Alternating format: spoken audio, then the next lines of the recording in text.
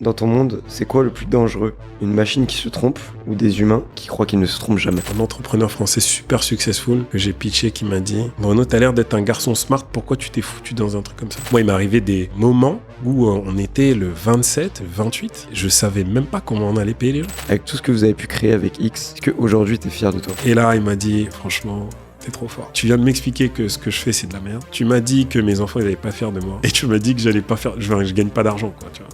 Et tu me dis que ma seule chance de changer tout ça, c'est de m'associer avec toi. » J'ai dit, c'est ça.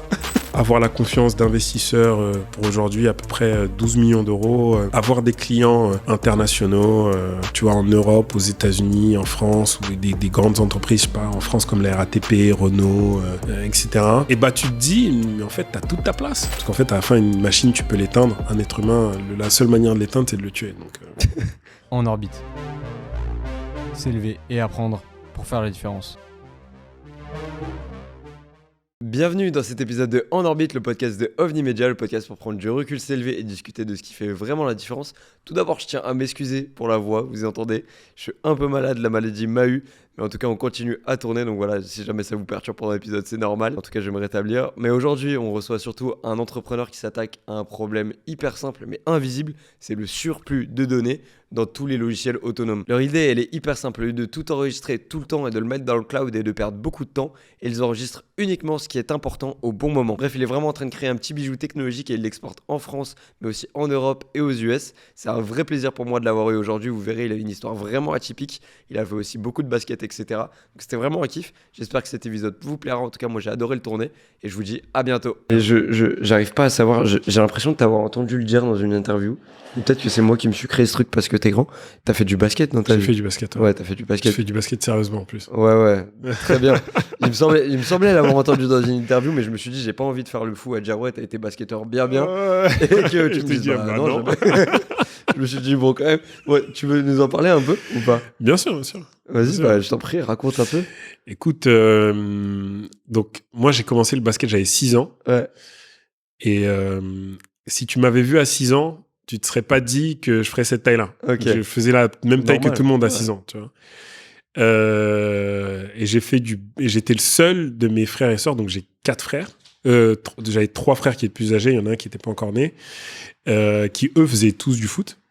Et moi, je faisais du basket, donc j'en ai fait jusqu'au début du lycée, j'en ai fait au niveau département, région, tu vois, genre pas un niveau exceptionnel.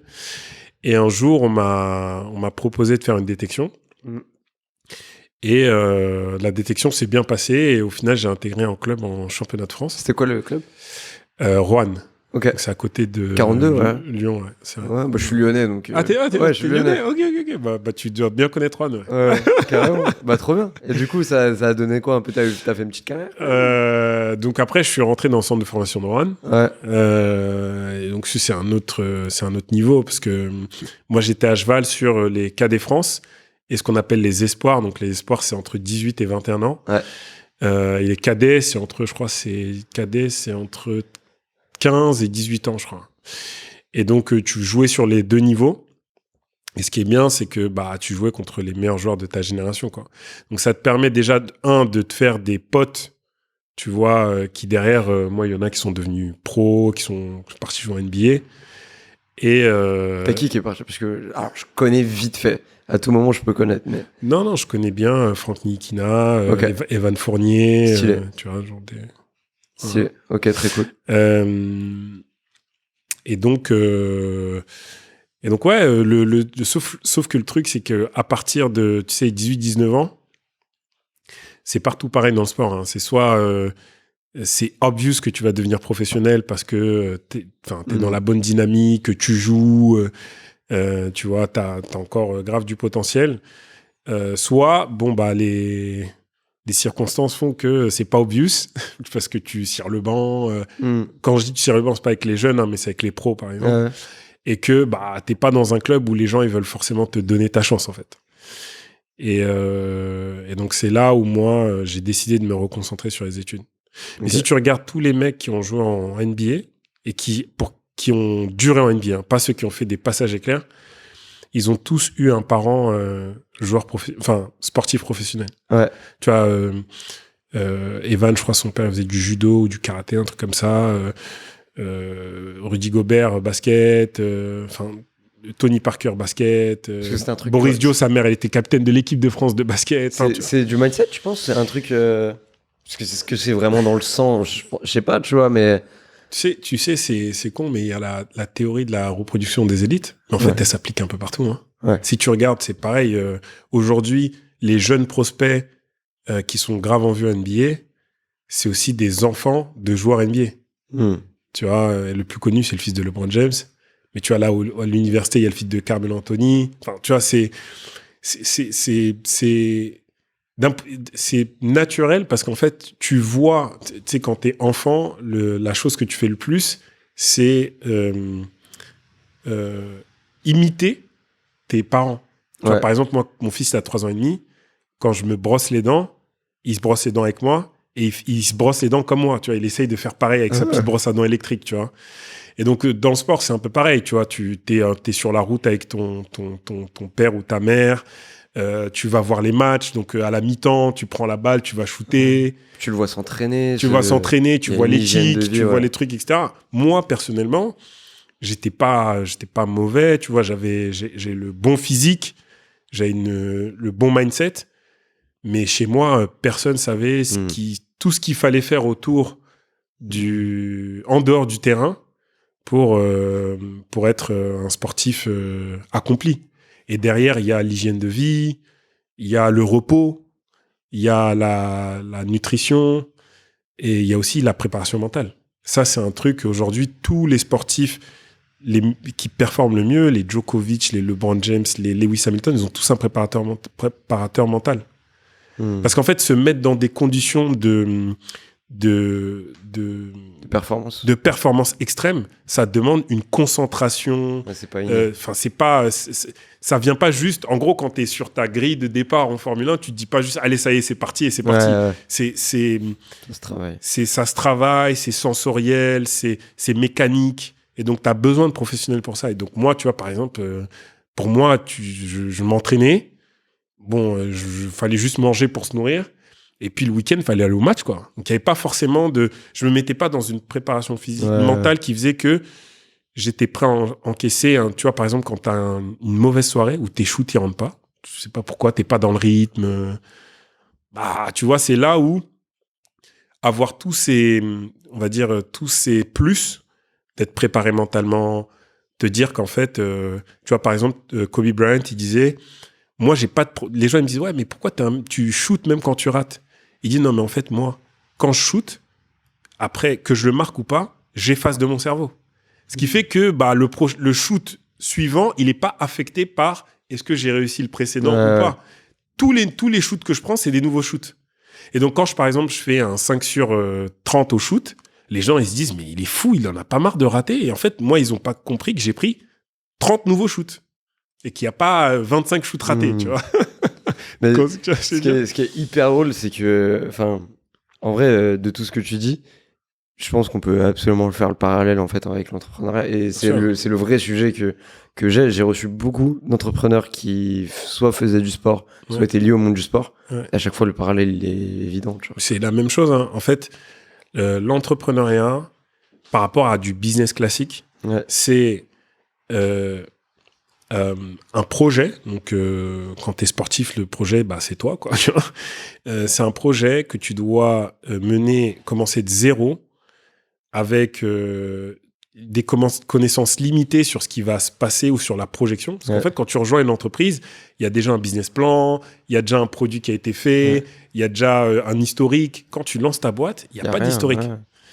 Et donc, tu as la violence de devoir performer sans avoir de certitude. Sans savoir si ça va marcher. Et le sport, c'est ça. Et ce qui te permet de passer le cap de le sportif amateur au sportif professionnel, c'est la répétition. Et en fait, entreprendre, c'est pas les connaissances, c'est pas... parce qu'en fait, tu vois, il y a des entreprises, elles ont commencé avec tel service, aujourd'hui, elles ont pivoté, elles font d'autres trucs. c'est vraiment l'abnégation, c'est-à-dire la capacité à tous les matins, malgré les nouvelles de la veille, tu vois, se réveiller et te dire que ce qui s'est passé la veille, c'est pas grave. Tu vois. Et ça, c'est ce qui tue, pour moi, la confiance de l'entrepreneur, c'est que, tu vois, il va se passer des trucs et il va commencer à se poser des questions. Et le lendemain, si t'as pas effacé ce qui s'est passé hier et tu te dis pas aujourd'hui, c'est une nouvelle journée, en fait, j'ai toutes mes chances, comme hier matin, de réussir ma journée, et que tu dis, en fait, tu te laisses, on va dire, crouler sous les problèmes, bah, c'est là où tu dis, bon, peut-être qu'il faudrait mieux que j'arrête, et puis t'arrêtes, quoi. Moi, il m'est arrivé des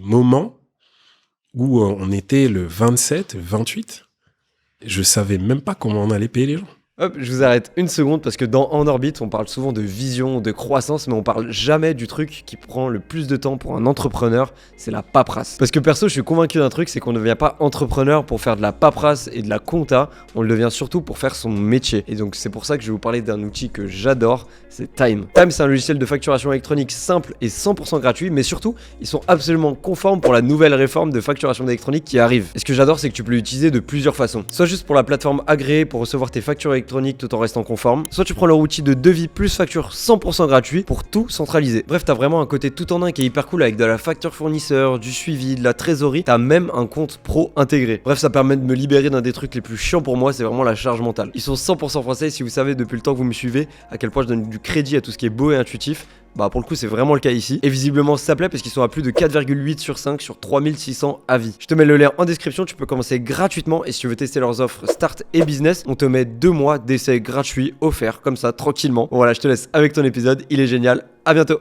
Tiens, je savais pas. Comment quand ça t'arrive, t'es comment comment tu avances? C'est ça moi qui me... Bah, moi, en tout cas, ce que je me disais, une fois la sidération, de te dire, bon, attends, là, on est à 2 jours de la paye, là, et j'ai pas 1 euro, et je sais même pas comment je vais faire.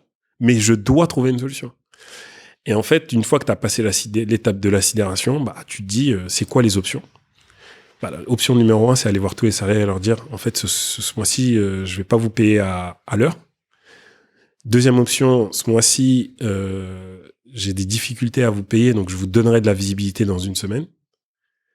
Ou il faut que je trouve de l'argent, tout l'argent, en 2 jours. Et donc, mais tu vois, dans cette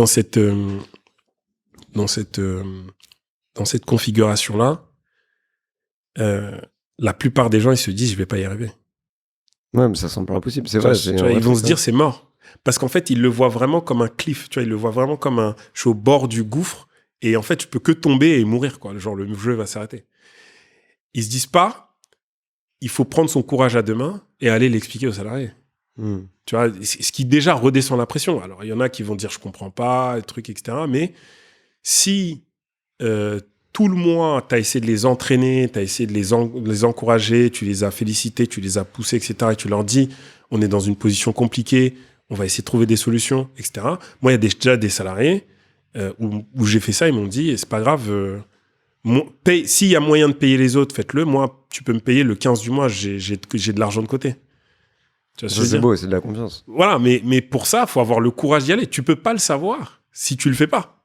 Il y a des gens, ils se disent, si j'y vais, ils vont me jeter des patates. Tu vois, ils vont, tu vois. Et puis même, c'est un peu, tu vois, t'as un peu honte, tu te dis, voilà, etc. Donc, il y a c'est un peu de ça. Et il y a un livre que je suis en train de lire là, qui s'appelle Employee First, Customer Second. Où là, c'est un Indien qui a écrit ça, qui est patron d'une grosse boîte de tech en Inde. Et il dit un jour, il prend l'avion en business et il est assis à côté d'un pilote de professionnel de voiture. Je sais pas si c'est Formule 1, il précise pas quoi. Je sais pas s'il précise, je sais plus. Et il lui dit, c'est quoi le truc le plus fou qui t'est arrivé? Il me dit, bah moi c'est que j'étais en pleine accélération et les freins ils ont lâché. Et il me dit, mais du coup, quand tu fais ça, bah quand il t'arrive ça, qu'est-ce que tu fais quoi? Il dit, bah option numéro 1, bah t'essaies de freiner, mais enfin ça sert à rien, tu vois. Donc en fait, tu vas juste dans le mur, tu vois. Option numéro 2, tu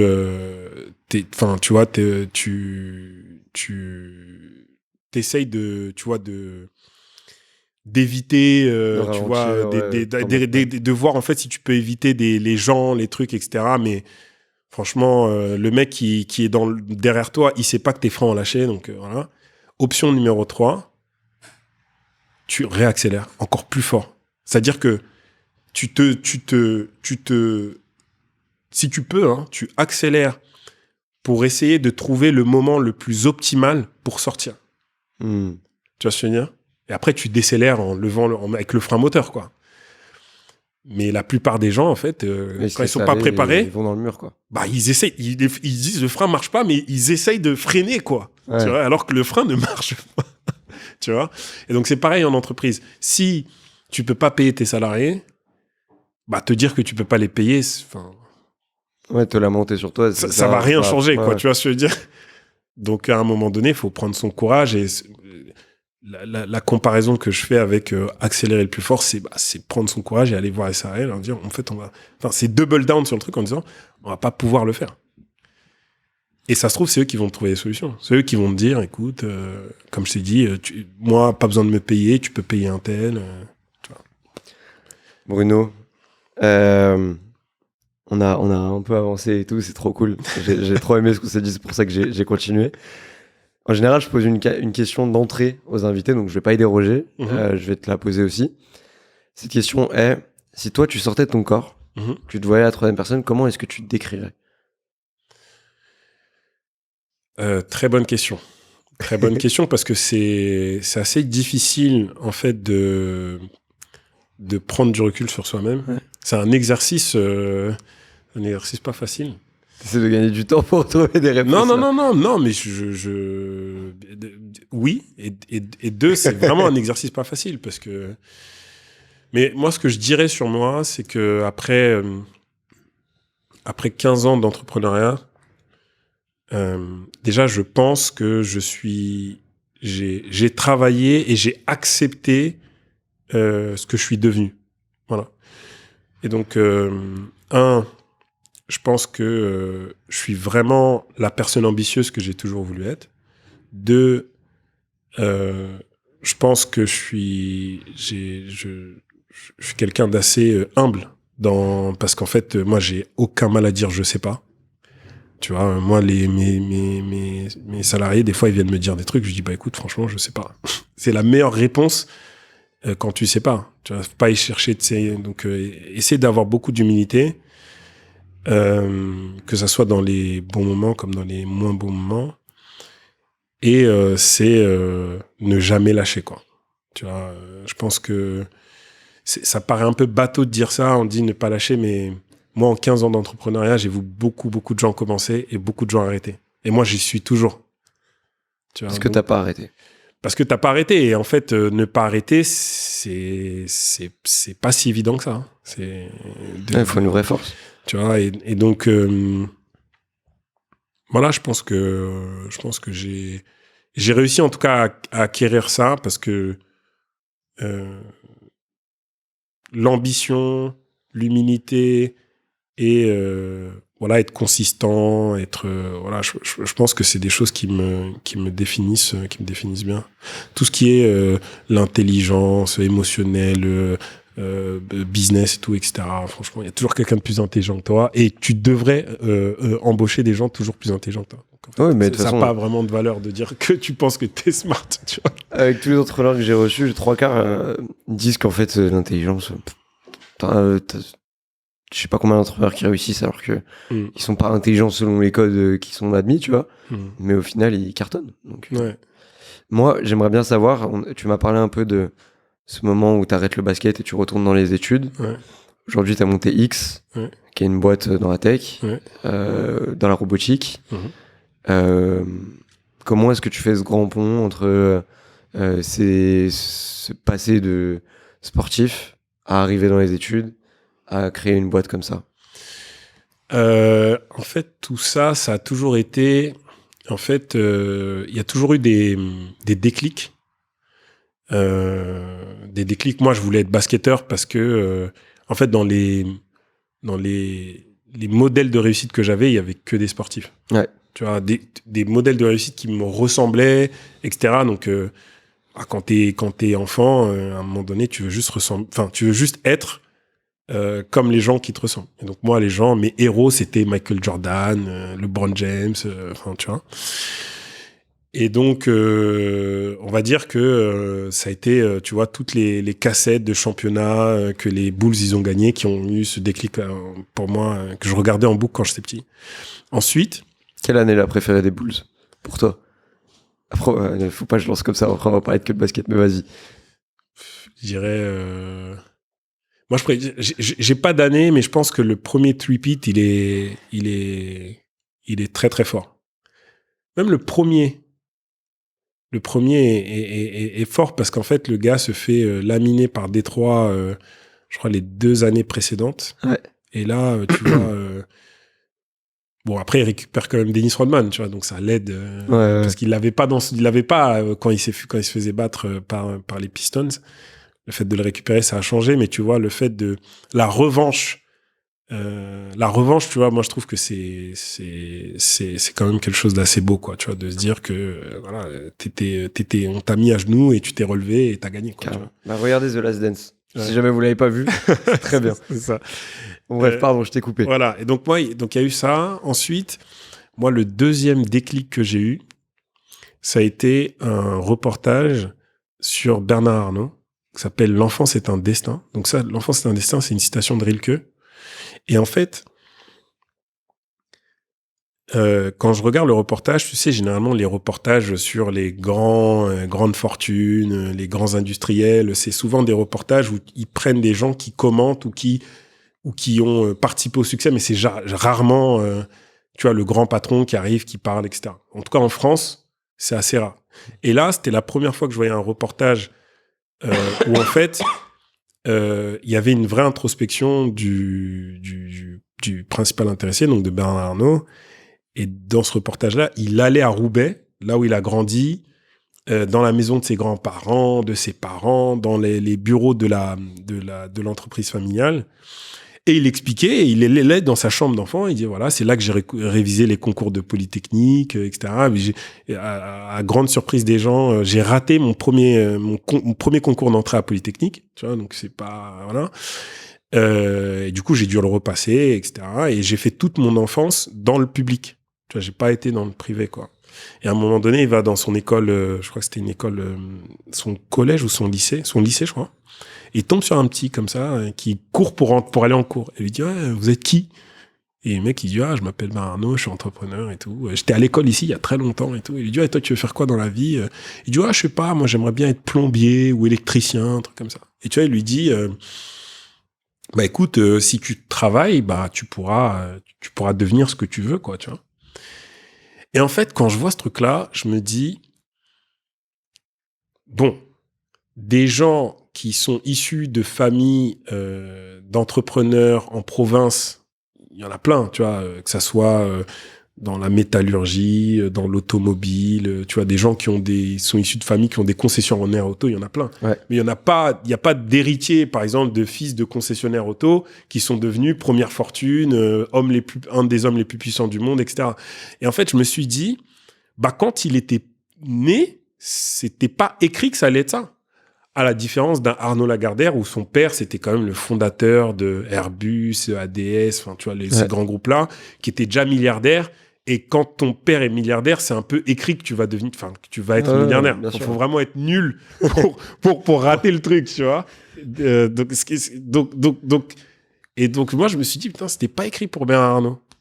Et en fait, j'ai fait l'analogie avec moi. Je me suis dit, si c'était pas écrit pour lui, c'est pas écrit pour moi, en fait.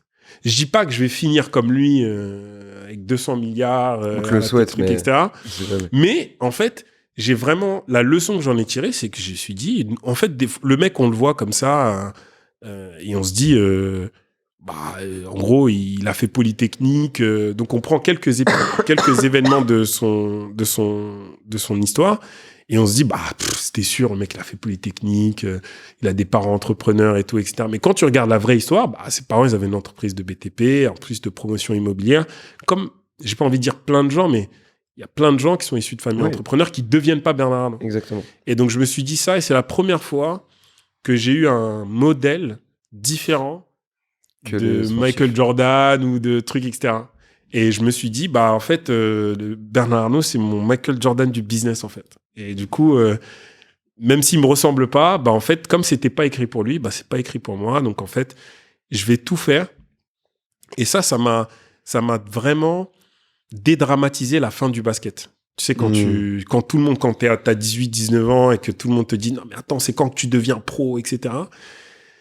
T'as une certaine pression. Et en fait, le fait de me dire, non, mais en fait... Ouais, t'arrêtais pour un autre projet, t'arrêtais pas simplement. Voilà, j'arrêtais, je vais faire autre chose. Ça m'a permis de dédramatiser et de me remettre à la conquête d'un truc encore plus ambitieux. Je dis pas qu'être sportif professionnel, c'est pas hyper ambitieux, mais je me suis dit, là, en fait, je vais être le meilleur businessman que je peux devenir. Et ça se trouve, j'ai pas de limite, quoi, tu vois. Et ça m'a permis, ça a été vraiment un déclic pour moi. Et donc, j'ai fait, tu vois, je me suis préparé pour rentrer en école de commerce. Je suis rentré à l'ESSEC. Ensuite, après, quand j'ai fini l'ESSEC, je me suis dit, il faut que je monte un business et il faut que je fasse un business hyper ambitieux, quoi. Donc, tu vois, ça a été des moments comme ça, un peu charnières, où j'ai eu un déclic et je me suis dit, je vais changer. J'ai plein d'autres moments avec des anecdotes, on va dire, moins fondatrices. Mais ça a toujours été ça, tu vois. Ça a toujours été des petits déclics, des déclics comme ça où en fait, tu peux lire. En fait, je pense que plein de gens ont regardé le reportage et je suis pas sûr que tout le monde s'est dit ce que je me suis dit, tu vois. Donc, tu peux regarder, on peut regarder le même truc et pas être inspiré de la même manière, tu vois. Complètement. Donc, et tu lances donc une première boîte, il me semble, avant X, pardon. C'est ça. Je lance une première boîte qui s'appelle Green Luxcar parce que je vais faire un échange universitaire en Chine pendant mes études à l'ESSEC. Et en Chine, à l'époque, c'était en 2012, il y avait beaucoup de pollution. Et je me dis, c'est pas possible de pas voir le soleil. C'est-à-dire que tu te réveilles le matin et tu te dis, il fait pas beau. Parce que nous, c'est ce qu'on se dit. Voilà, comme le temps d'aujourd'hui, il pleut, il fait pas beau, etc. Mais il y a des moments où tu vois le soleil. En Chine, moi, je suis arrivé au mois d'août. Franchement, jusqu'au mois de décembre, j'ai pas vu le soleil une fois. À Shanghai. Et à un moment donné, quand je demandais aux gens, ils me disaient, c'est la pollution. Moi, j'y croyais pas. Mais en fait, il y avait un vrai nuage de pollution sur la ville. Et qu'il soit 11h, 18h, etc., peu importe il y avait un nuage de pollution qui t'empêchait de voir le soleil. Le seul moment où j'ai vu le soleil en Chine, c'est quand je suis parti à Pékin pour visiter la Grande Muraille de Chine. Et comme tu montes en altitude, t'es obligé. Tu vois le soleil, quoi. Et donc, ça m'avait tellement choqué que quand je suis rentré, j'étais obsédé par ça. Et je me suis dit, je vais monter une boîte qui va empêcher qu'en Europe, on arrive à des niveaux de pollution comme la Chine. Je me suis dit, le meilleur truc que je peux faire, c'est louer des voitures électriques. Okay. Et donc, j'ai commencé à regarder ce qu'ils faisaient sur le marché. J'ai vu qu'il y avait Tesla qui venait d'ouvrir à Paris. Et on a été les premiers à louer des Tesla à Paris en 2013. Incroyable. Et je peux te dire que c'était pas du tout... Enfin, c'est pas ce que c'est aujourd'hui. Aujourd'hui, il y a des Tesla partout. Tous les chauffeurs VTC, ils ont des Tesla, des BYD et tout. Mais à l'époque, nous, on n'était pas éduqués sur les voitures électriques. On pensait que ça marchait pas. Mais surtout, moi, les gens me disaient que les Tesla n'étaient pas belles, que l'écran était trop gros, qu'il n'y avait pas d'accoudoir. Enfin, c'était pas du tout... Et pourtant, c'était un bijou technologique. Tu vois, mais à l'époque, les gens, ils s'en rendaient pas compte. Alors même qu'aujourd'hui, c'est les mêmes voitures et qu'on les trouve incroyables. Voilà. Et il y a même un mec, un entrepreneur français super successful que j'ai pitché qui m'a dit... Bruno, t'as l'air d'être un garçon smart. Pourquoi tu t'es foutu dans un truc comme ça? Mais tu vois, si je lui dis ça aujourd'hui, il va vraiment passer pour un con. Parce qu'en fait, moi, je lui disais, parce qu'en fait, je pense qu'il faut passer à de l'électrique pour plein de raisons, quoi, tu vois. Mais à l'époque, lui, il m'a dit, non, mais c'est bien d'entendre le bruit du moteur. Ça paraît, tu vois, quand on te le dit maintenant, ça te paraît, tu te dis, mais... C'est juste, c'était pas le bon timing, en fait, pour cette boîte. C'était pas le bon timing. C'était vraiment pas le bon timing. Et puis après, t'es jeune, tu fais plein d'erreurs. Tu vois, les premiers euros, nous, on les a investis super mal. On n'avait pas conscience de ce que c'était que de faire du bon marketing, de faire une offre, tu vois, un bon packaging avec un bon pricing. Tu vois, genre, on n'avait pas. Il y avait les cours théoriques de l'école de commerce, mais quand tu te retrouves devant dans ton business et que tu dois te dire, bon, là, t'as une feuille blanche, tu dis, bon, là, tu dois faire un pricing. tes études de cas. Moi, j'ai fait les mêmes études que toi, à mon avis, pas forcément la même école, mais t'inquiète que quand t'arrives vraiment devant le client, il te dit ouais, du coup, c'est combien? T'es comme ça, tu sais pas. Tu sais pas. Parce qu'en fait, en plus, t'as ce truc de. Le client va te dire, mais quand ta proposition de valeur n'est pas super claire, parce que tu testes en fait. Ouais. Le mec te dira toujours c'est trop cher. Même si tu dis c'est 15 €, il va te dire c'est trop cher. Tu vois. Donc ouais, ça a été ce premier business, ça a été très painful. Et ensuite, je me suis dit, c'est compliqué en France, les gens, ils comprennent pas trop, etc.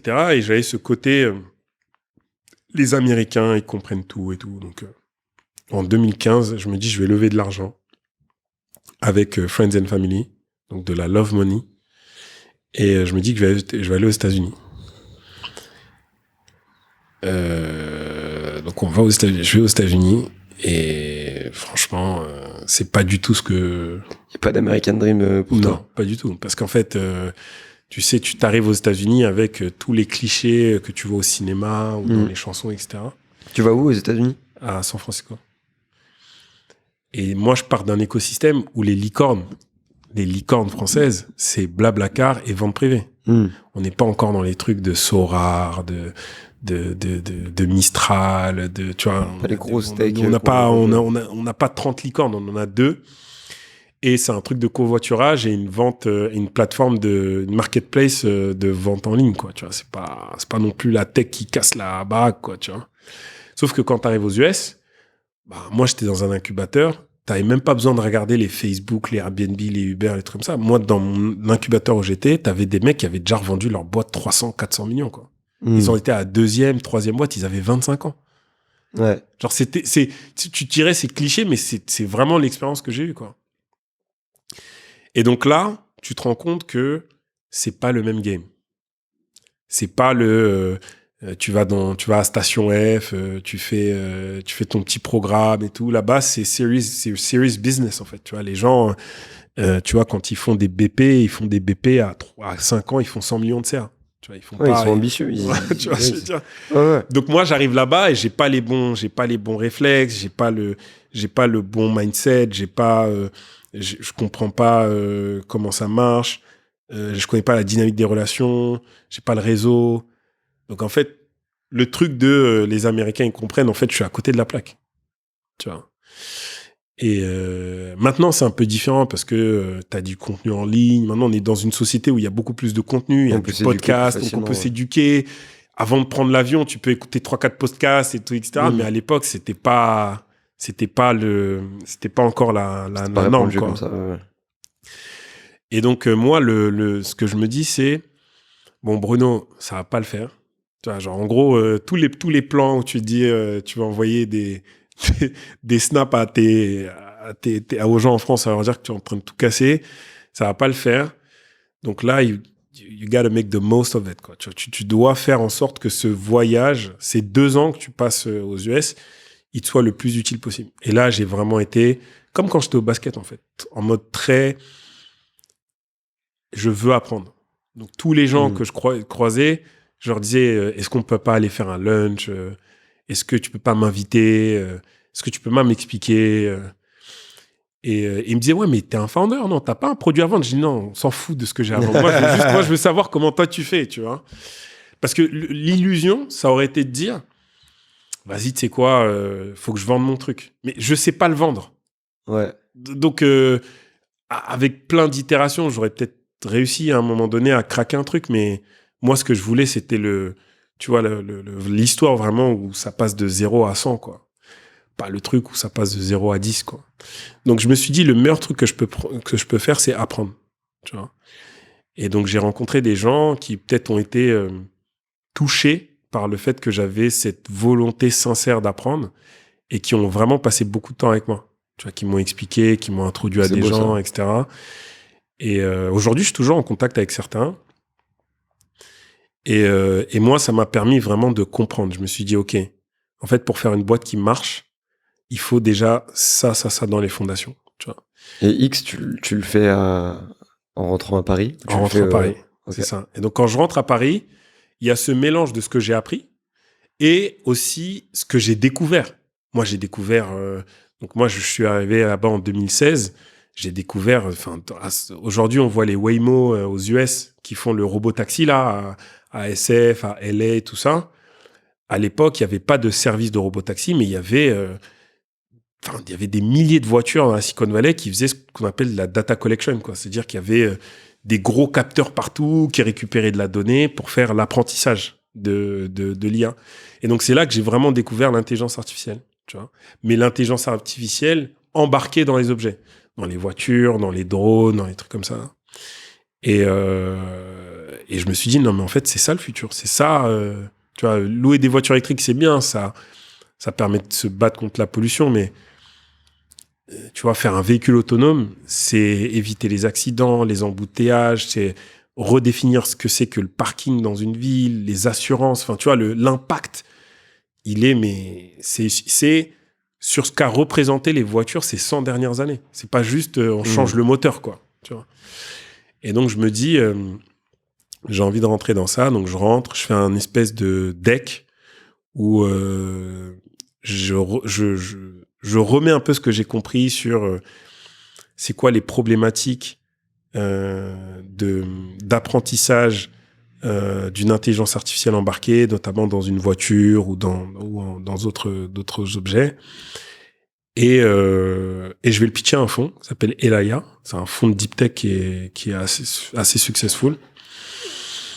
Et ils me disent, écoute, c'est bien et tout, mais ça a l'air super intéressant, mais en gros, c'est quoi ton équipe, quoi? Est-ce que tu as un CTO, un associé et tout? Et je dis, bah écoute, je suis en pleine recherche. Et ils me disent, nous, on trouve le projet qui est intéressant, c'est super ambitieux, ce que tu veux faire, donc mêler toutes ces briques technologiques. Et donc, ce qu'on peut faire, c'est de présenter à un mec qui s'appelle Arnaud de la Fortelle. C'est le directeur du centre de robotique de l'Université des Mines de Paris. Et c'est quelqu'un qui nous aide beaucoup sur nos due deal tech, etc. Donc, tu devrais aller lui parler, tu vois. Et donc, moi, en fait, je fais des recherches sur le gars. Je vois que le mec, il a fait des reportages, etc. Et je vois que c'est vraiment le ponte de tout ce qui est robotique, IA, etc., etc. Enfin, le gars est chaud, quoi. Ouais. Parce que déjà parcours académique parfait, il était toute sa scolarité à Franklin, donc qui est une école privée dans le 16e. Il a fait sa prépa à Ginette à Versailles. Ensuite, il a fait Polytechnique. Ensuite, il a fait un double diplôme au Pont. Après, il a fait une thèse en mathématiques appliquées au Pont. Enfin, tu vois, le mec est docteur en mathématiques appliquées. Et le mec derrière, il a fait 20 ans de recherche. Il a écrit des papiers publié dans des belles revues scientifiques sur la robotique, l'IA, etc. Donc, moi, je rentre des US et je me dis, je vais pas lui demander des conseils. Je vais lui dire qu'il faut qu'on s'associe, quoi. Et tout nous sépare. C'est-à-dire, culturellement, on n'a rien à voir. Moi, je suis fils d'immigrés du Sénégal. Lui, il est issu d'une famille aristocratique française, quoi, tu vois. Il s'appelle Arnaud Fourquenot de la Fortelle, tu vois. Il a grandi dans le 16e. Enfin, tu vois, c'est tout nous. On n'a pas le même âge. Moi, à l'époque, c'était en 2019, j'avais 29 ans. Lui, il en avait déjà la cinquantaine. Il a 2 enfants. Moi, j'ai pas d'enfants. Enfin, tu vois, on aurait pu faire 2 vies sans se croiser. Ouais, clairement. Bah, ouais. Tu vois. Et donc, moi, je vais le voir et tout. Et je lui dis, écoute, on m'a conseillé de venir te voir et il faut que je te parle de mon projet. Donc, je lui parle et il me dit, franchement, c'est super smart, super intéressant et tout. Bon, il y a des trucs qui seraient améliorés d'un point de vue technique, dans la vision et tout, etc. Mais super intéressant. Et là, il me dit, qu'est-ce que tu veux? Tu vois, je lui dis, bah écoute, moi, j'aimerais bien qu'on s'associe. Et là, il me dit, écoute, Bruno, franchement, moi, j'adore ce que je fais. Je fais de la recherche depuis 20 ans. D'ailleurs, tout le monde me dit que j'aurais dû aller en finance ou devenir patron d'une boîte industrielle, mais en ayant fait Polytechnique. Mais en fait, moi, ce que j'adore, c'est faire de la recherche. J'ai une 50aine de personnes dans mon labo. Voilà, quoi. Je vois pas pourquoi je partirais, quoi. Ouais, surtout un projet jeune. Voilà. Et donc, moi, je lui dis, écoute, en fait, tu vois, moi, je reviens des US. Lui aussi, il a passé du temps parce qu'il a été aussi, pendant un moment, visiting professeur à Berkeley. Et je lui dis, toi et moi, on sait que les mecs qui ont ton parcours académique aux US, ils sont pas dans des labos. Tu vois, ils sont chez Meta, ils sont chez Facebook, ils sont chez Google, ils sont chez Microsoft, ils sont chez Amazon, tu vois, ils sont dans des billion-dollar companies. Ils font des category defining products. Tu vois, ils font des produits qui redéfinissent tout le paysage d'utilisation dans le monde entier, tu vois.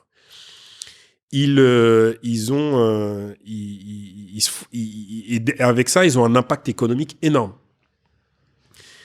Et donc, voilà, quoi. Moi, les mecs qui ont fait MIT, Stanford, etc., c'est ça qu'ils font, tu vois. Donc, moi, je pense que toi, t'as fait 15 ans de recherche, c'est bien, t'as publié dans des super rubriques scientifiques, mais maintenant, il faut avoir un impact dans le monde réel, quoi. De deux, dans ton labo, moi j'ai regardé, il y a des startups qui ont spin-off de ton labo, donc ce qu'ils appellent le transfert technologique, c'est-à-dire que quand tu crées une technologie dans un labo, il y a des programmes ou des procédés pour sortir la technologie du labo, créer une boîte, etc. T'as rejoint aucune des boîtes. Et donc, comme ton aversion au risque, elle va faire que d'augmenter avec le temps, en fait, la probabilité que demain, tu sors du labo avec une technologie que vous avez faite, elle devient de plus en moins. Donc, en fait, moi, je suis ta seule chance de sortir du labo, en fait. Parce que si les gens de l'intérieur, ils n'ont pas réussi, et que personne n'est venu de l'extérieur, tu vois, là, je suis ta seule porte de sortie. Et le troisième truc que je lui ai dit, c'est, tu as 2 enfants, comment tu veux qu'ils se rappellent de toi ? Est-ce que tu veux qu'ils se rappellent de toi comme le papa un peu rat de laboratoire, etc. Ou tu veux qu'ils se disent que voilà, tu as été dans le monde réel et tu t'es battu et tu as essayé de changer le monde, etc. Chef d'entreprise. Voilà. Et là, il m'a dit, franchement, t'es trop fort. Tu viens de m'expliquer que ce que je fais, c'est de la merde. Tu m'as dit que mes enfants, ils n'allaient pas faire de moi. Et tu m'as dit que j'allais pas faire... je gagne pas d'argent, quoi, tu vois. Le culot du gars. T'es exceptionnel. Et tu me dis que ma seule chance de changer tout ça, c'est de m'associer avec toi. J'ai dit, c'est ça. Et c'est marrant parce que tu vois, lui, ça a toujours été le type de personne qui, quand il rencontre les gens, les gens, soit ils lui cirent les pompes, soit ils lui disent pas vraiment les choses. Et je pense qu'il a bien aimé, tu vois, le fait que je sois un peu direct, le culot, etc.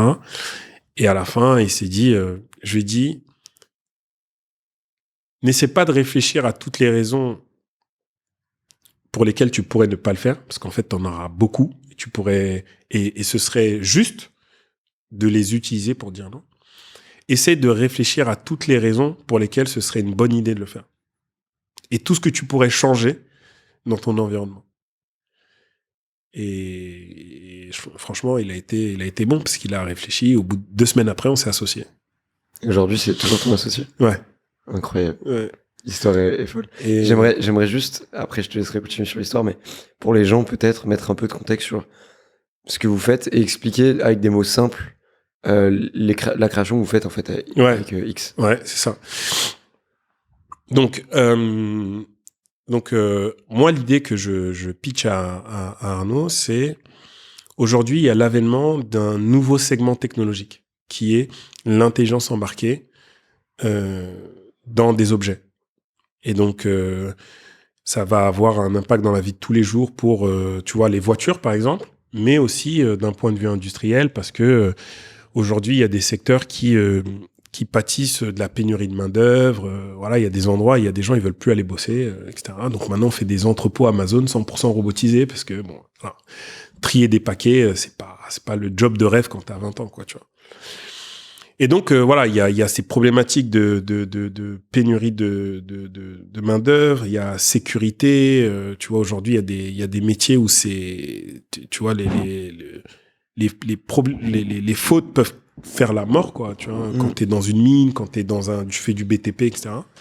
Et donc, aujourd'hui, l'intelligence artificielle, ça vient pour régler tout ça. Ça vient pour automatiser, sécuriser, augmenter le rendement drastiquement. Parce que si tu as un robot, tant qu'il est up, il peut faire des tâches H24, quoi.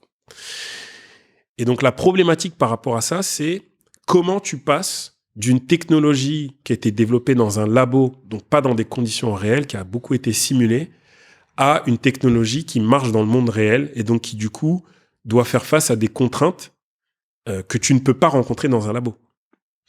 Tu développes un robot. On édite, qu'on s'attend pas, parce que la vie réelle, hasard et tout, quoi. Ouais, c'est ça. Donc, tu vois, quand tu développes un robot qui va être utile dans un entrepôt, c'est rare qu'en tant que dans ton labo, t'as un entrepôt en conditions réelles. Et donc, ce que tu utilises, c'est ce qu'on appelle des simulateurs. C'est comme des jeux vidéo, mais des simulateurs professionnels qui te permettent de simuler des comportements du robot, etc.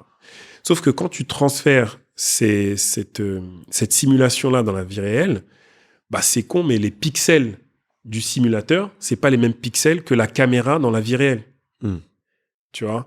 Et donc ça, déjà, tu vas avoir ce qu'on appelle des régressions, c'est-à-dire ta capacité à détecter sur des pixels, on va dire, digitaux d'un truc en 3D, et des pixels qui sont, tu vois, un chat en 3D et un chat dans la vraie vie, c'est pas les mêmes pixels, tu vois. Et donc, il y a toutes ces nuances-là qui sont des plus simples aux plus compliquées, où en fait, tu te dis, si tu veux que ça fonctionne, il faut que tu aies la capacité de collecter des données qui sont liées à ces différences entre la simulation et le monde réel. Comme ça, tu peux rapidement réapprendre plus facilement de cas réels et progressivement remplacer les jeux de données que tu utilisais avec de la simulation par des jeux de données du monde réel. Okay. Et donc, nous, ça a été tout l'enjeu de X, c'est de dire comment on peut faire pour arriver plus vite à la donnée qui fait du sens, à la donnée pertinente, à la donnée utile, versus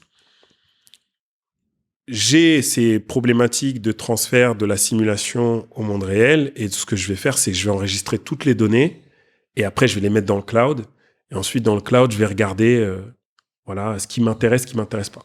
Le problème de ça, c'est que quand tu récupères toutes les données dans le cloud, tu as tout le coût du transfert, le temps, tu as le fait qu'une fois que ces données dans le cloud, il faut les nettoyer, il faut les organiser, il faut faire tout un tas de choses avant que tu puisses vraiment les utiliser, quoi. Et tout ce temps que tu prends pour juste ramener la donnée dans le cloud, c'est du temps que tu mets pas dans améliorer la problématique pour laquelle tu avais besoin de données. Et donc, nous, c'est de se dire, est-ce qu'il n'y a pas des calculs qu'on faisait dans le cloud pour faire tout ça, nettoyer, trier, analyser, etc., qu'on peut faire directement dans la machine pour récupérer, au lieu de récupérer 100% des données, tu récupères que 1% des données, mais 1% de données hyper qualifiées, hyper pertinentes. Et comme c'est des petits jeux de données, en fait, la transmission, elle se ferait plus rapidement. Quand elle arrive, c'est de la donnée qui est déjà structurée parce que tu as fait tout le traitement dans le système. Et c'est de la donnée, en fait, que tu peux utiliser directement. Et donc, le facteur, c'est vraiment un facteur de quasiment 100, quoi. C'est-à-dire que avant, quand il te fallait 100 jours pour avoir une donnée exploitable, avec tout ce process-là, là, en une journée, tu l'as. Et donc, les 99 jours que tu gagnes, c'est 99 jours que tu peux utiliser pour aller plus vite. Et du coup, mettre ton produit plus rapidement sur le marché. Et qu'une fois qu'il est sur le marché, faire des itérations beaucoup plus rapides pour qu'il soit performant beaucoup plus rapidement, quoi, tu vois. Pour que les gens essaient de se figurer un cas d'usage, d'utilisation que vous avez, même, je sais pas si vous avez des clients sur lesquels vous pouvez communiquer ou non, bien sûr. mais pour que les gens puissent projeter à quel point ce produit est intéressant dans des domaines spécifiques les gens connaissent. Bien sûr. Tu vois, quand tu vas... Il y a quelque chose qui est présent partout. D'ailleurs, il y en a une là, il y a des caméras partout. Ouais. Tu vois, il y a des caméras de sécurité, il y a des caméras, là, il y a des caméras qui nous filment. Et donc, dans tous les business ou dans toutes les, tu vois, dans les produits, même industriels, tu vas avoir des caméras ou des capteurs pour détecter. Et donc, là, ce que tu vas vouloir faire, que tu sois une caméra dans une gare ou une caméra dans une voiture qui conduit, c'est de détecter un piéton ou détecter une personne. Et donc, toi, qu'est-ce que tu fais, c'est que il n'y a pas de données sur Internet où, en fait, je sais pas, tu as des trombinoscopes de tous les gens, toutes les formes physiques, etc., etc. Donc, tu vas simuler, tu vois, des gens qui sont juste debout, assis, en train de pousser une poussette, une trottinette, en vélo. Après, dans des situations un peu plus compliquées, par exemple, un truc où tu vas avoir des foules avec, tu vois, des gens qui sont à côté, des gens qui sont pas dans le groupe, etc., etc. Et donc, tu vas apprendre de ça. Sauf que quand tu es arrivé dans la vie réelle, et que tu vas mettre ta caméra dans la voiture, là, il fait pas beau, il pleut, donc la visibilité, elle est pas top. De deux, si par exemple, il y a du vent, bah, par exemple, tu peux tomber sur un mec qui a une cape de pluie, et s'il y a beaucoup de vent, bah, la forme de la cape de pluie va faire une espèce de forme géométrique, tu vois. T'as pas ça dans ton simulateur, parce que tu simules pas le vent. C'est grave galère. Enfin, toi, tu simules pas le vent, tu simules pas des trucs qui sont... Enfin, tu vois, simuler le vent dans un jeu vidéo, c'est compliqué, tu vois. Et donc, là, ce que tu as besoin, c'est de dire, je suis en train d'enregistrer, je suis en train de rouler, je suis en train d'enregistrer, et là, j'ai détecté quelque chose qui ne correspond pas à ce que moi, j'ai pu, avec les données avec lesquelles j'ai pu entraîner mon modèle. Et donc là, il faut que je fasse juste une extraction de cette image de personne qui est en train de traverser avec une cape de pluie et que je sais pas classifier. Je la récupère, je l'envoie directement à l'ingénieur. À tel endroit, il y a une personne qu'on n'a pas pu identifier et en fait, je te l'envoie pour que tu puisses reclassifier cette personne-là et dire que c'est pas un polygone ou c'est pas un truc, mais c'est vraiment une personne. Et donc, une fois que tu as reclassifié cette personne-là, tu vas réinjecter la connaissance de cette personne-là. Et si demain, tu recroises des gens dans cette situation-là, tu vas pouvoir les détecter. La problématique de ne pas détecter cette personne-là, c'est que ta voiture, par exemple, elle va se dire « Je ne sais pas ce que c'est, je ne freine pas ». Et ça, bah, c'est ça qui a fait que Uber, en 2018, ils ont arrêté tout le programme de véhicules autonomes parce qu'ils ont la voiture n'a pas réussi à détecter une personne qui marchait à côté de son vélo. Et lui, pour lui, c'est soit tu es sur le vélo, soit il n'y a personne. Okay. Mais une personne qui marche à côté d'un vélo, c'est ce qu'on appelle un edge case, donc c'est un cas rare. On ne sait pas ce que c'est. La voiture n'a pas freiné. La personne s'est fait renverser, elle est morte. Et en fait, ils ont arrêté tout le programme et ils ont dû, on va dire, ils ont dépensé $1 milliard pour développer toute cette technologie pour rien, quoi, tu vois. Donc, c'est critique, tu vois, de pouvoir identifier ces situations-là. C'est critique de pouvoir de pouvoir les traiter rapidement, parce que plus tu les traites rapidement, plus ton système il est fiable. Plus tu les traites lentement, plus tu gagnes de l'argent et du développement. Voilà. Et donc, c'est vraiment ce truc-là, c'est se dire, pour qu'en fait, on puisse avoir une intelligence comme l'être humain, ça veut dire qu'il apprend rapidement, bah, en fait, il faut une infrastructure qui te permet de remonter les données rapidement. Tu vois, c'est aussi bête que ça. Et la structure actuelle que nous, on a tous connue, qui est le cloud, les Google, les Amazon, bah, c'est juste, il faut mettre les données dans le cloud. Et plus les données sont lourdes, plus ça prend du temps, et puis plus c'est compliqué. Donc, il fallait trouver une technologie qui permettait de faire, on va dire, ces traitements rapides et ces itérations, les itérations qui suivent, quoi. Donc, c'est vraiment, je détecte des situations anormales, je les remonte rapidement, je réapprends, et du coup, j'améliore mon modèle, quoi. C'est quoi votre but ultime avec X? C'est quoi le rêve que vous aimeriez atteindre en termes de produit? Bah, du coup, si tu vois, si tu comprends comment ça fonctionne, c'est qu'en fait, des cas comme ça, il y en a, enfin, ils vont jamais finir. Parce que demain, je te dis une bêtise, on est le 31 octobre, c'est Halloween, tu dois détecter des gens déguisés en dinosaures. Tu vois, c'est pas forcément le premier truc que tu te dis que tu vas faire quand tu vas apprendre, tu vois. Donc, des cas où, en fait, tu vas devoir détecter des situations anormales, ça va être perpétuel. Et donc, nous, notre outil, notre ambition, c'est de se dire, il y aura un bout de logiciel X dans tous les appareils qui va faire justement cette veille intelligente de capturer la bonne donnée, de la remonter et d'améliorer ce qu'on fait. Surtout à l'ère où maintenant il va y avoir de l'IA, de l'IA partout, quoi. Ouais, et là où en plus, comme tu le dis, il y a des millions de possibilités qui font que En vrai, un capteur pourrait bugger. Je sais pas si c'est le bon terme à utiliser, mais bref. Des milliards de possibilités où ça peut bugger pour un endroit où s'il y a une erreur, c'est dramatique, tu vois. C'est dramatique. Et c'est dramatique pour la vie des gens, mais c'est dramatique aussi pour un industriel. T'imagines, tu fais 1 million d'opérations par jour et tu as 1% d'opérations qui ne fonctionnent pas. 1%, c'est pas beaucoup, mais sur 1 million d'opérations, c'est 10 000 opérations. Ça veut dire que si tu produis 1 million de caméras, t'en as 10 000 qui vont à la poubelle. c'est une perte de chiffre d'affaires sèche, quoi, tu vois, parce que tu peux pas les vendre. Et puis, ça se trouve, dans celles que tu as produites, il y a peut-être des défauts, t'en sais rien. Et donc, nous, c'est vraiment ça qu'on se dit, si on pouvait faire une analogie, c'est comme se dire, tu sais, à un moment donné, il y a eu des antivirus un peu partout. Dans tous les ordinateurs, il y avait un antivirus qui était installé de base, tu vois. Les McAfee, les Symantec, etc., tu vois. Et ben, nous, c'est pareil. On se dit qu'on aimerait bien être le bout de software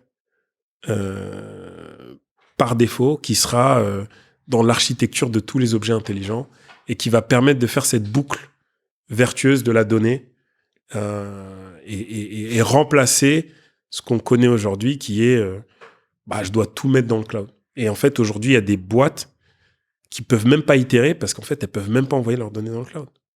Parce que c'est juste matériellement, c'est juste pas possible en fait. Tu vois. Moi, j'ai une dernière petite question pour toi avant d'arriver au jeu. Une petite question rapide qui est un peu deep potentiellement. Avec tout ce que tu nous as raconté sur ton parcours, avec cette vie potentiellement de basketteur au début, qui s'est réorienté et tout, avec tout ce que vous avez pu créer avec X, est-ce qu'aujourd'hui, tu es fier de toi? Aujourd'hui, je suis très fier de moi parce que comme je t'ai dit, tu sais, moi, j'ai eu le syndrome de l'imposteur. Je me suis dit, je suis pas ingénieur, qu'est-ce que je fais là? À un moment donné, tu te réveilles et tu te dis, bon, t'as des super idées, t'as plein d'énergie, mais est-ce que t'es vraiment légitime à le faire, tu vois? Est-ce que les gens, ils vont pas se dire, mais est-ce qu'il est pas en train de survendre un peu ce qu'il est en train de faire, etc. Donc, tu te remets forcément en question. Et à travers les petites victoires, tu vois, qu'on a pu avoir, recruter des super talents, avoir la confiance d'investisseurs pour aujourd'hui à peu près 12 millions d'euros, avoir des clients internationaux, tu vois, en Europe, aux États-Unis, en France, ou des grandes entreprises, je sais pas, en France comme la RATP, Renault, etc. Je cite les Françaises pour montrer qu'on est chauvin, tu vois. Et bah, tu te dis, mais en fait, t'as toute ta place. Parce qu'en fait, si t'avais pas ta place, il y a pas, tous ces gens-là ne te feraient pas confiance, en fait. Et donc, aujourd'hui, maintenant, j'arrive à me dire que si tout devait, pourquoi je suis fier de moi, c'est que je me dis que si tout devait s'arrêter du jour au lendemain, pour X ou Y raison, que là, je sais pas, la boîte est crash, on fait des mauvais choix, ça marche pas, que demain, je sais pas, ça soit des circonstances personnelles, je sais pas, la maladie ou je sais pas, autre chose, et ben, je serais super content de ce que j'ai fait. Et donc, si je suis super content, c'est que je suis forcément fier de moi, quoi. Maintenant, ça veut pas dire que j'ai pas l'impression que je suis tout au début. Genre, même si j'ai l'impression d'avoir accompli des choses, bah, moi, j'ai l'impression que je suis toujours au premier jour, quoi. Qu'il y a 1 million de trucs à faire et que la montagne, elle est encore comme ça, tu vois, et qu'il faut monter, quoi. Et voilà, quoi. Donc, on arrive au jeu de au jeu de la fin, pardon. Je commence à plus avoir de voix, c'est terrible. Il s'appelle le jeu du newbie. C'est un jeu dans lequel je vais te poser des questions simples, comme si j'étais un enfant. En plus, t'es pile dans la période où ton gosse, il doit te poser plein de questions. pourquoi, tout ça. Exactement. Bah, c'est un peu le même délire. Il va falloir me répondre très simplement et de manière assez courte, parce qu'on arrive sur la fin de l'émission. Première question. C'est quoi une voiture autonome? C'est un véhicule qui se conduit tout seul. Magnifique. Pourquoi vous n'enregistrez pas tout comme une GoPro? De manière simple. Parce que 99% des informations ne sont pas utiles. Quand une voiture se trompe, elle se trompe comment? Elle se trompe par rapport à la divergence entre ce qu'elle a appris et ce qu'elle voit, qui souvent, c'est pas la même chose. C'est quoi la phrase la plus énervante qu'on te dit tout le temps? je l'ai déjà fait avant. En fait, ok, c'est pas parce que tu l'as fait avant que c'est vrai aujourd'hui, en fait. L'IA, ça peut être un super pouvoir, mais dans ton monde, c'est quoi le super méchant? Le super méchant, Ouais. c'est toutes les boîtes d'IA conversationnelles là qu'on voit aujourd'hui, parce qu'en fait, à travers, vu que c'est conversationnel, les gens partagent beaucoup de choses, et parfois des trucs très personnels, des informations sensibles. Donc, on est en train de donner une connaissance inouïe à des gens dont en fait on ne sait pas c'est quoi les plans in fine, quoi. Toi, tu m'as demandé c'est quoi mon plan, mon but ultime. Aujourd'hui, si tu demandes à Sam Altman c'est quoi son but ultime, on sait pas, quoi. Ouais. Et la dernière, dans ton monde, c'est quoi le plus dangereux? Une machine qui se trompe ou des humains qui croient qu'ils ne se trompent jamais? Des humains qui pensent qu'ils ne se trompent jamais. Tu penses? Ouais. En fait, à partir du moment où on est en constante interrogation sur est-ce qu'on est toujours aligné avec nos valeurs, est-ce que le produit qu'on fait, c'est le produit qu'on avait imaginé, ça me fonctionne. À partir du moment où tu te dis, tu prends plus en considération ça, c'est plus dangereux. Parce qu'en fait, à la fin, une machine, tu peux l'éteindre. Un être humain, la seule manière de l'éteindre, c'est de le tuer. Donc, On va éviter. voilà. La dernière question que je pose à mes invités maintenant, c'est pour les gens qui nous écoutent, mais aussi moi pour ma culture perso. Est-ce que tu aurais quelqu'un à nous recommander de recevoir ici qui est intéressant selon toi? Quelqu'un à vous recommander. Un entrepreneur de préférence. Un entrepreneur à te recommander. C'est une bonne question. Je dirais. C'est pas simple comme question. Ça peut être un pote. Hein. T'as le droit de faire la promo Ouais, pour tes potes, bien sûr. Non, je pense que le plus inspirant en France, pour moi, c'est Arthur Waller, le fondateur de Penny Lane. De Penny Lane, que j'adorerais recevoir. Ouais. En l'occurrence. Nous, on est clients et je lui ai déjà parlé plusieurs fois. D'ailleurs, on s'est rencontrés, enfin, tu vois, on s'est vu quelques fois. Si je peux te donner son contact ou essayer de faire un email d'intro, je le ferai. Ok, pas trop cool. Trop cool. Bon, merci beaucoup. En plus, j'ai plus de voix, donc on va terminer ça rapidement. C'était un super épisode. J'ai beaucoup apprécié. Merci. Tu nous as livré beaucoup de ton histoire et tout. C'était vachement cool. Tu partages beaucoup aussi sur les réseaux. Donc j'invite les gens à te suivre. Je mettrai tout en description de toute façon. Et moi, sur Ovni, on se retrouve bientôt. Donc voilà, à bientôt. Super, merci, à bientôt.